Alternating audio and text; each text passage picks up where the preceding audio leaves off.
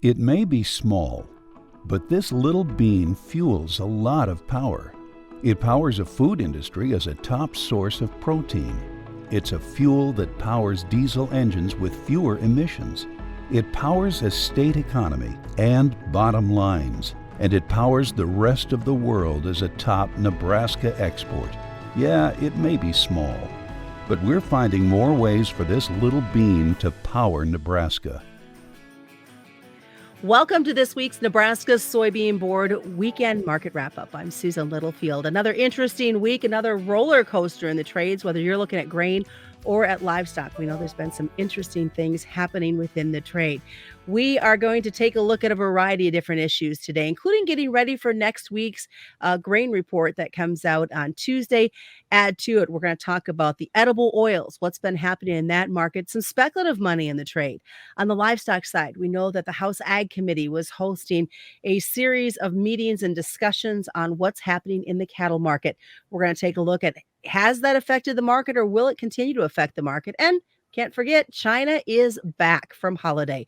Having said that, it is time to bring the experts onto the screen because I am not one. We got joining us Brad Kooima. He's with Kooima Arlan out of Sioux Center, Iowa, and Arlan Suderman with StoneX. So, gentlemen, let's start out the heavy hitter. We've got a big report coming out next week. Are we going to start need some market prep heading into this Sunday night into Monday? Arlan, I'll start with you. You know, this is a report that I think the trade feels pretty good about, not as worried about surprises. The crops matured a little quicker this year, and while they expect some adjustments to the supply side of the balance sheet, I don't think that's really anticipating a big adjustments. I guess that's where surprises come, is when it's not expected. So if there's going to be any surprises, maybe it'd be on the demand side if USDA would choose to lower soybean demand out of China because of the poor hog feeding margins or the power issues that they've had over there. But overall, I think this might be a quieter report than we normally see in October, with even smaller acreage adjustments than we normally see as well. Brad, for you, what are you hearing about getting prepped for this report, and how much of it's going to weigh in on the livestock and grain trade? Well, I agree with Arlan in that after that last kind of blockbuster, at least soybean number, I think that the report's expecting probably some calmer type news now. You know, being said, you know, my part of the world up in northwest Iowa has had phenomenal bean yields. I think there's a few of our producers that are looking over their shoulder a bit, going like, are we going to see some adjustment, you know, in terms of the 21 production? It would be premature and unexpected, I think, if it would do it on the October report. But, you know, our folks here, you know, as far as report prep, you know, we're a high livestock area, and we're a net user, you know, by a long ways of corn up here by 1,000,000 miles. And I see my end users and being kind of sensitive to having some ownership here on the corn side of things, not so much on the beans at all, but and I would support that deal. You know, along with the inflation talk, there's also the cost of what these inputs have done here lately, and I just think that that's going to kind of the tide that floats the boat here, at least on the corn market for now. Brad, how much pressure do you think, or how much weight does an October report have? It seems like lately, every time I say this shouldn't be a big deal, it is a big deal. I can relate to what Arlan's saying. You know, it's like, whoa. And you know what I feel about 11 o'clock reports as a broker? They're the most stupid thing the CME ever designed. Well, maybe not the most, but it's right up there. For our customer base to be able to react in a split second when the markets have moved already, and I've got sophisticated as equipment as money can buy, and the markets have moved for 12 seconds until I even see what the numbers are, is very, very exasperating to me. Most of our people are almost numb to the fact. They stand there and go, okay, well, I guess it was bullish. You know, I mean, no kidding. That's the producer angle to this thing. So I guess everybody will hold their breath and move on. I think most people have postured where they need to be for now. I want to look at what's going on with China. They are back from holiday now. And having said that, Arlan, are we going to see maybe more pickup in bean purchases and grain in general, knowing that they need it and they've been off for a week? Well, they've been inquiring just about every day, and that's normal for this time of year, and we would anticipate that'll continue. But the volumes purchased to this point aren't as great as what we'd like to see. And particularly shipments have not been as great. It's a real concern that we've seen over 20 crushing plants in China shut down, more in the north than in the south, but still shutting down because of power outages. The question is, will we see some of those power supply issues cleaned up now by the federal government? I think they have a real problem with that. And some of my sources within China say, well, after the holiday now, we should see some movement on it. But I think this presents a real problem for China, not production capacity, but each of the solutions that can solve the problem have consequences that kind of work against what China is working towards anyway in trying to clean up the air ahead of hosting the Olympics. And there's a shortage of coal. But if they do increase the purchase of coal, then we're going to further increase the cost of energy. We're going to put more stress on the Chinese economy. So that's going to be one of the key questions. But when I talk to our sources in China, they say that's not the biggest problem right now. It's a poor feeding margins for hogs. And with those poor feeding margins, the demand for meal is down. Roughly half the meal goes to hog feeding. And so that's softer. And we just have this narrow window right now in order to get soybeans to China. So that's a real concern right now. Not so much long-term soybean need, but this window that we have before cheaper Brazilian supplies become available. I'm glad you brought up hogs. I wanted to pick your brain a little bit on this.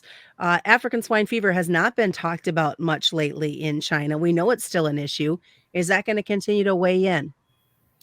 Yeah, it is. The bigger commercial farms aren't immune to it, but they can do a better job of kind of maintaining the biosecurity. And that's where the production is really shifting right now.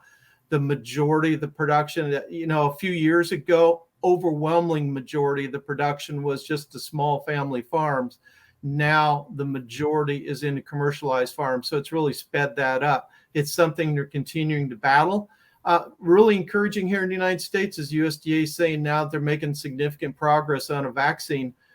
So that's the encouraging part. But as of today, we don't have that magic solution, so to speak, available commercially yet. And that means China doesn't either. So it is wherever it is present, and it is present in much of East Asia. It's a risk and a threat. All right. And Brad, from a beef perspective, we've been doing a lot of reading lately that China is wanting more and more beef compared to what they've had in the years past. I think you've seen a lifestyle, some affluence. I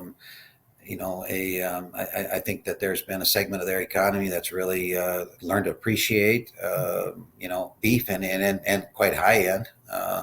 And it's not novel just to that general Asian area. Obviously, Japan and stuff has been a monster customer for as long as I can remember. So yes, the commentary that I get out of there, it's just a matter more of logistics whether they want it or not. So I think from a global standpoint, not just to China, but generally from a global standpoint, the health and the vibrance of the global export beef market is very much alive. Speaking of beef, we've had those talks happening in Washington, D.C. with the House Ag Committee. What are your thoughts? Is this weighing in on our cattle prices? Well, Susan, I need to be a little bit careful. I've been deeply engaged with this issue, both at an Iowa level. Senator Grassley and I have actually done meetings together, and at the national NCBA level. It is my belief that this raised awareness, this focusing on the problem, I think has perhaps made the Big Four pay a little more attention.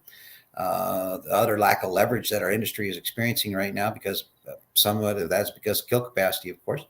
One gets the feeling someday, Susan, that we are literally only price takers, and what control would we have? It's my personal belief that the market would not be at 124 if it weren't for the political pressure that's been brought. Mm-hmm. That's only my personal opinion, and I would never be able to prove it. But clearly, packer margins are enormous. We've talked about that for it feels like a year and a half. But yes, to your point, I think that's part of the fear of reprisal or whatever it is out there, that's got our market a little better than you would have expected otherwise. Arlan, you're agreeing. I hear you shaking your head in agreement with all this. Yeah, I am. And, we're not seeing the high returns from the product market make it to the feeder. But I agree with Brad that if not for some of the concerns, the packers would probably be paying less than they are. So it's help support the cash market. And we look forward to the day when we get more of an accurate supply and demand market where the feeder has leverage and can set it based on supply versus demand versus whatever the packers choose to pay. All right. What's your thoughts on these edible oils and the way it's trading with the global energies? Yeah, we saw palm oil prices put in new record highs over the past week. It's pulling canola oil up. It's certainly pulling soy oil back up as well. We're seeing increased processing capacity come online in the fourth quarter of this year into next year. That's going to be friendly to this market as well. But this whole inflation story, particularly as I indicated, the high energy prices is drawing more attention toward these renewables. And I think we're getting some speculative money in there that's helping fuel that as well, if I can use the pun. I see bright days ahead for the edible oils. It's going to take some time to play out, but it is playing out. We are moving in that direction. And that's just one more piece of the factor, providing some positive support underneath agricultural prices. All right, gentlemen. Thank you so much for joining us this week. Quick bullet point thoughts as we wrap this up from you, Arlan. I'm watching the 10-year yields on 10-year treasuries. I think that's going to be a good indication of market perception of inflation and money flowing into the commodities. And Brad? I'm watching daily slaughter. Let's get these plants back up running at a better efficient rate. All right. That has been this week's report being brought to you by the great folks at the Nebraska Soybean Board with the weekend market wrap up. I'm Susan Littlefield.